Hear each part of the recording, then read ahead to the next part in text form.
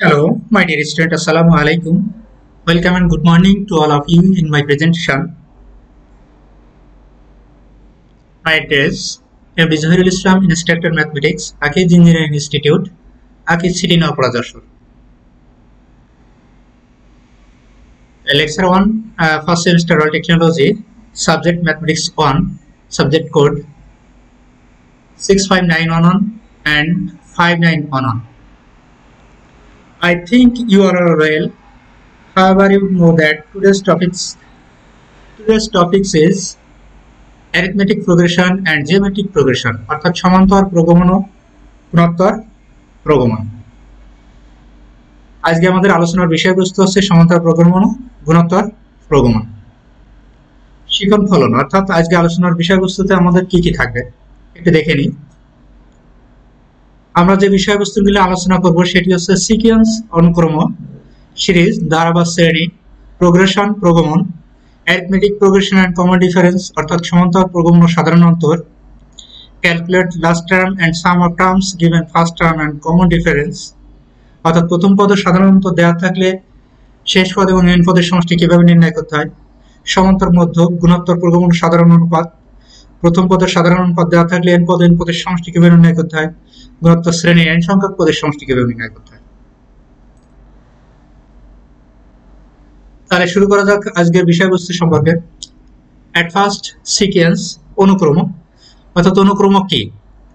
যদি কতগুলো সংখ্যা a1 a2 a3 এর প্রত্যেকটি কোনো নির্দিষ্ট নিয়ম অনুযায়ী গঠিত হয় এবং ওই সংখ্যাগুলো প্রথম, দ্বিতীয়, তৃতীয় ইত্যাদি ক্রমে সাজানো যায়, তবে একে একটি অনুক্রম বলে। অনুক্রমের সাধারণ আকার হচ্ছে a1 a2 a3 up to n। এখানে a1 a2 a3 কে যথাক্রমে অনুক্রমটির প্রথম, দ্বিতীয় এবং তৃতীয় পদ বলে, an কে n-তম পদ বা সাধারণ পদ বলা হয়। আমরা কয়েকটি উদাহরণ দেখলে বুঝতে পারবো। 1, 3, 5, 2, 4, 8, 16, 1 স্কয়ার, 2 স্কয়ার, 3 স্কয়ার, 4 স্কয়ার। এখানে লক্ষ্য করলে দেখা যায় যে 1 নং অনুক্রমে প্রতিটি পদ গঠিত হয়েছে পূর্ববর্তী পদের সাথে 2 যোগ করে, অর্থাৎ 1 এর সাথে 2 যোগ করলে 3, 3 এর সাথে 2 যোগ করলে 5, 5 এর সাথে 2 যোগ করলে আমরা 7 পেয়েছি। 2 নং অনুক্রমটি গঠিত হয়েছে পূর্ববর্তী পদকে 2 দ্বারা গুণ করে, অর্থাৎ 2 এর সাথে 2 গুণ করলে 4, 4 এর সাথে 2 গুণ করলে 8, 8 কে 2 দ্বারা গুণ করলে 16। একইভাবে তৃতীয় অনুক্রমটিকে একইভাবে গঠিত হয়েছে। এরপর দেখব সিরিজ অর্থাৎ ধারা বা শ্রেণী।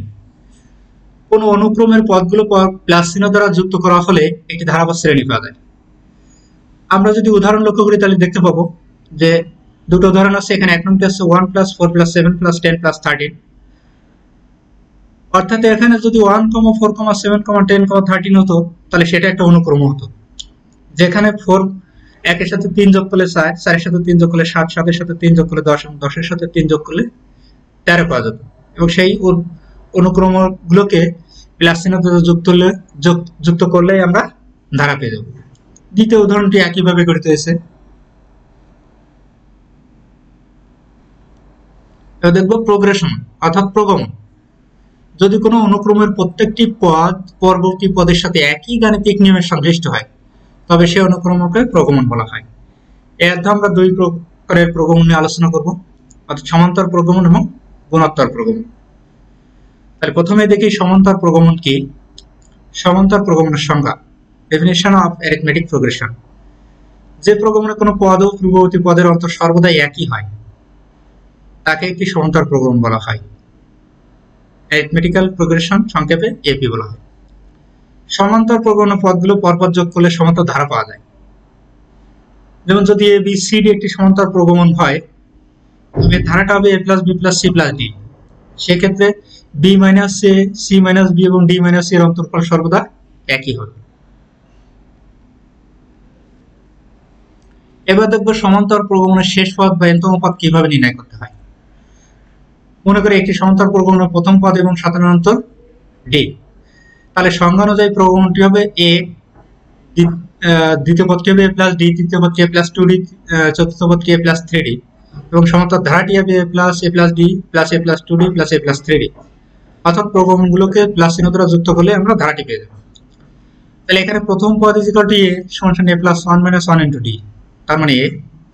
দ্বিতীয় পদ = a + d, অর্থাৎ a + 2 - 1 * d, তার মানে a + d। তৃতীয় a plus 2d is equal to a plus 3 minus 1 d, তার মানে a plus 2d। চতুর্থ পদ a plus 3d মানে a plus 4 minus 1 into d, 4 minus 1 মানে 3 অর্থাৎ a plus 3d। একইভাবে n তম পদ লিখতে পারি a plus n minus 1 into d। তাহলে n তম পদকে যদি tn দ্বারা প্রকাশ করা হয় তাহলে আমরা পাবো tn is equal to a plus n minus 1 into d। তাহলে আমরা দেখলাম কিভাবে একটি ধারার প্রথম পদ এবং সাধারণত দেয়া থাকলে n তম পদ নির্ণয় করতে হয়। অর্থাৎ n তম পদের সূত্রই হবে tn is equal to a plus n minus 1 into d।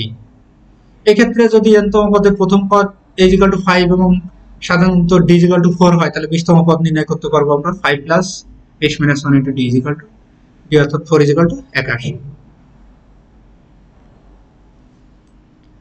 এরপর দেখবো গুণোত্তর প্রগমন সাধারণ অনুপাত, অর্থাৎ গুণোত্তর প্রগমন সাধারণ অনুপাতের সংজ্ঞা, definition of geometric progression and common ratio. প্রথমেই দেখবো গুণোত্তর প্রগমনটা কি। কোন প্রগমন বা ধারার অন্তর্গত পদসমূহের যে কোনো একটি পদ ও পূর্ববর্তী পদের অনুপাত সর্বদা একই থাকলে উক্ত প্রগমন বা ধারাকে গুণোত্তর প্রগমন বা সংক্ষেপে গুণোত্তর ধারা বলা হয়।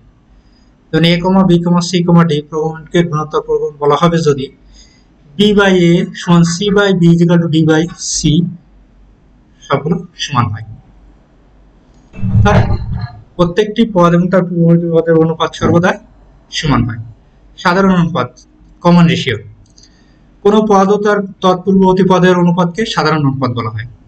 অর্থাৎ আমরা ইতিপূর্বে গুণোত্তর প্রগমনের সংজ্ঞায় দেখেছি যে কোনো পদ তার পূর্ববর্তী পদের অনুপাত যদি সর্বদা সমান হয় তবে সেই প্রগমনটা হচ্ছে গুণোত্তর প্রগমন, এবং এই অনুপাতটাকেই বলা হয়েছে সাধারণ অনুপাত। যদি আমরা কয়েকটি উদাহরণ দেখি যে 1,1/2, 1/4, 1/8, এটি লক্ষ্য করলে দেখতে পাই যে 1/2, 1 এর অনুপাত 1/2, 1/4, 1/2 এর অনুপাত হচ্ছে 1/2, 1/8 ও 1/4 এর অনুপাত হচ্ছে 1/2। একইভাবে 2, 3 নং উদাহরণগুলোর সাধারণ অনুপাত 2 এবং -1/3। তাহলে আমরা দেখলাম যে গুণোত্তর প্রগমন কি এবং সাধারণ অনুপাত কি। এরপর দেখব প্রথম পদ এবং সাধারণ অনুপাত দেওয়া থাকলে কিভাবে n তম পদ n পদের সমষ্টি নির্ণয় করতে হয়। প্রথমে আমরা দেখব n তম পদ কিভাবে নির্ণয় করতে হয়। মনে করি কোন গুণোত্তর প্রগমন বা ধারার প্রথম পদ এবং সাধারণ অনুপাত r। তাহলে আমরা জানি যে যে কোনো পদ এবং তার পূর্ববর্তী পদের অনুপাত আছে গুণোত্তর প্রগমন। তাহলে প্রথম পদকে এক্ষেত্রে প্রথম পদকে অনুপাতটা হচ্ছে সাধারণ অনুপাত। তাহলে প্রথম পদকে সাধারণ অনুপাত দ্বারা গুণ করলে আমরা দ্বিতীয় পদ পাবো, আবার দ্বিতীয় পদকে সাধারণ অনুপাত দ্বারা গুণ করলে তৃতীয় পদ, আবার তৃতীয় পদকে সাধারণ অনুপাত দ্বারা গুণ করলে চতুর্থ পদ পাবো। সেই ক্ষেত্রে প্রথম পদ যদি a হয় তাহলে একে r দ্বারা গুণ করলে দ্বিতীয় পদ, এবং a r কে r দ্বারা গুণ করলে তৃতীয় পদ ar স্কয়ার, এবং ar স্কয়ার কে r দ্বারা গুণ করলে চতুর্থ পদ ar কিউব পাবো। অর্থাৎ প্রথম পদ a is equal to a to the power 0, r to the power 0 মানে 1, তাহলে 1 into a মানে a, তাহলে লিখতে পারি a to the power 1 minus 1। দ্বিতীয় পদ ar অর্থাৎ a to the power 2 minus 1, তৃতীয় পদ ar স্কয়ার অর্থাৎ a to the power 3 minus 1, তাহলে n তম পদকে লিখতে পারি a to the power n minus 1। n তম পদকে যদি tn দ্বারা প্রকাশ করা হয় তাহলে আমরা পাই tn is equal to a to the power n minus 1। তাহলে আমরা দেখলাম যে প্রথম পদ এবং সাধারণ পদ দেয়া থাকলে কিভাবে গুণোত্তর ধারার n তম পদ নির্ণয় করতে হয়। এবার দেখব কিভাবে গুণোত্তর ধারার n সংখ্যক পদের সমষ্টি নির্ণয় করতে হয়।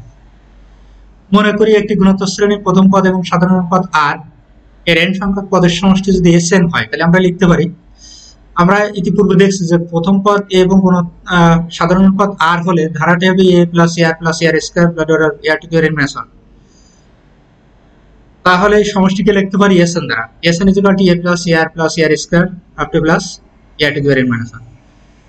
এক নং সমীকরণকে আমরা যদি r দ্বারা গুণ করি তাহলে লিখতে পারি sn into r is equal to এই ধারার প্রত্যেকটি পদকে r দ্বারা গুণ করে পাই। এটা 2 নং সমীকরণ। এখন 1 নং হতে 2 নং যদি বিয়োগ করি তাহলে sn minus sn into r, আর এখানে 1 নং থেকে 2 নং বিয়োগ করলে প্রত্যেকটা বিয়োগ হয়ে যায় প্রথম পদ এবং শেষ পদ বাদে। তাহলে প্রথম পদ a থাকে মাইনাস শেষ পদ ar square a to the power n থাকে। এখানে a কমন নিলে a into 1 minus r to the power n, আর এখানে sn কমন নিলে sn into 1 minus r। এখন sn সমান পাই a into 1 minus r to the power n by 1 minus r। যদি 1 minus r টা ডান পাশে নিই তাহলে ভাগে যায়, সেই ক্ষেত্রে আমরা পাই sn is equal to a into 1 minus r to the power n by 1 minus r। এটা হবে যখন r less than 1, অর্থাৎ সাধারণ অনুপাতটা r এর থেকে ছোট হবে, সেই ক্ষেত্রে এই গুণোত্তর ধারার n সংখ্যক পদের সমষ্টি হবে sn is equal to a into 1 minus r to the power n by 1 minus r। একইভাবে 2 নং হতে 1 নং বিয়োগ করলে পাই Sn is equal to a into r to the power n minus 1 by r minus 1, অর্থাৎ যখন r greater than 1, অর্থাৎ যখন সাধারণ অনুপাত অনেক থেকে বড় হবে সেক্ষেত্রে গুণাত্মক ধারার n সংখ্যক পদের সমষ্টি হবে Sn is equal to a into r to the power n minus 1 by r minus 1। তাহলে আমরা এই অধ্যায়ে অনেকগুলো টপিকস বিষয়বস্তু নিয়ে আলোচনা দেখলাম। এরপর দেখে নিই প্রয়োজনীয় সূত্রবলী কি আছে অধ্যায়ে। n বহুপদের সূত্র আছে, যেখানে d এর মানটা আলাদা করে দেওয়া আছে। n বহুপদ tn = a + n - 1 * d আমরা ইতিপূর্বে আলোচনার মাধ্যমে দেখছি। সেখানে d এর মান এত, n = Sn = এত। মানে প্রত্যেকটি সূত্র দেওয়া আছে, সমান্তর ধারার এবং গুণাত্মক ধারার। আর কিছু সূত্রবলী আছে, সেগুলো আমরা একটু দেখি। সূত্রগুলো আমরা বাসায় বারবার প্র্যাকটিস করব।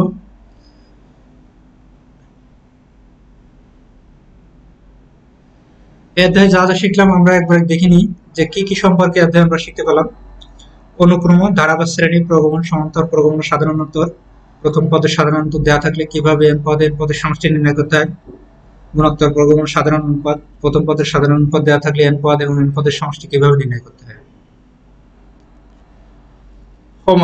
হোমওয়ার্ক হিসেবে থাকবে অধ্যায়ের সূত্রবলী। সূত্রবলী বারবার দেখবে, ভিডিওটি বারবার দেখার চেষ্টা করবে। পরের লেকচারে আমরা গাণিতিক সমস্যার সমাধান সম্পর্কে আলোচনা করব ইনশাআল্লাহ। এই ভিডিওটি পুনরায় দেখতে ভিজিট করুন